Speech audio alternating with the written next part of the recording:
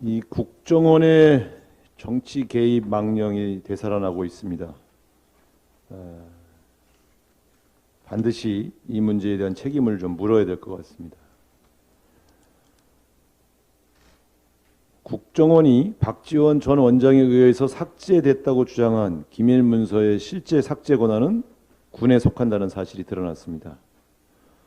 전임 원장을 고발하는 중대한 조치를 취하면서 기초적인 사실관계 확인도 하지 않은 셈입니다.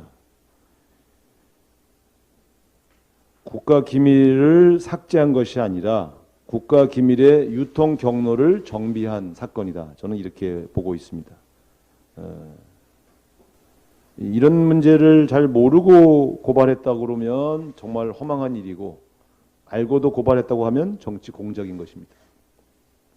기밀문서 관련된 것, 그리고 국정원이 나서는 것, 이런 주체와 내용에 있어서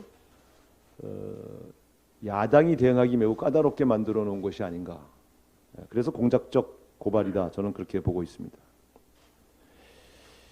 심지어 전 정부에게 친북 딱지를 붙이려고 정치보복을 하려다가 국가기밀의 유통 방식까지 드러나게 만드는 이런 멍청구리 같은 짓을 한 것입니다.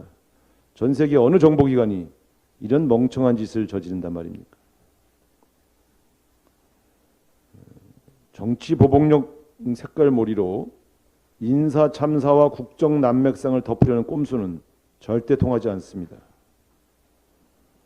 민주당은 되살아나는 국정원의 정치 개입 시도에 대해서 반드시 응분의 책임을 묻겠습니다.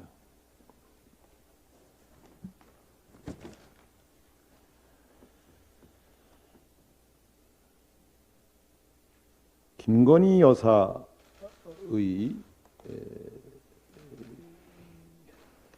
활동 내용과 그 수행원 문제가 계속해서 이슈가 되고 있는 것은 바람직하지 않습니다. 이 문제에 대해서는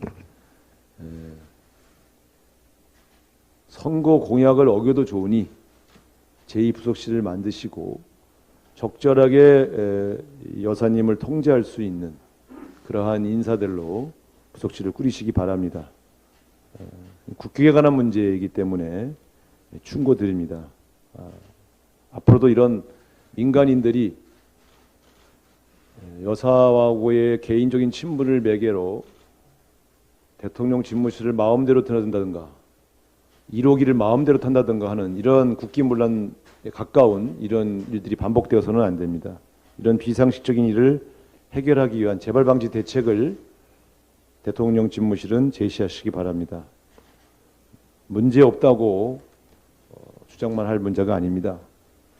윤석열 대통령이 후보 시절에 선거는 패밀리 비즈니스라고 부르짖더니 이제는 국정까지 패밀리 비즈니스처럼 운영하는 거 아닙니까? 이런 문제들은 국회가 정상화되면 운영위원회에서 엄하게 따져 물어서 재발방지 대책을 만들어야 되겠습니다. 먼저 대통령실에서 이 대책을 발표해 주시기 바랍니다.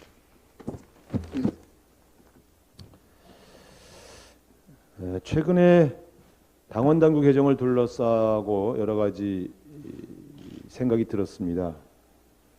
먼저 우리 더불어민주당 당원들이 당 지도부하고의 소통을 간절히 원하고 있구나 하는 것을 느꼈습니다. 그리고 당원들이 자유롭게 자신들의 의견을 개진하고 그것이 당 운영에 부분적으로나마 도입되었으면 좋겠다고 하는 열망도 확인했습니다. 지난번에 그래서 여러 의원님들 또 여러 당원들의 건의를 받아들여서 온라인상에서 당원 청원 제도를 도입하고자 합니다.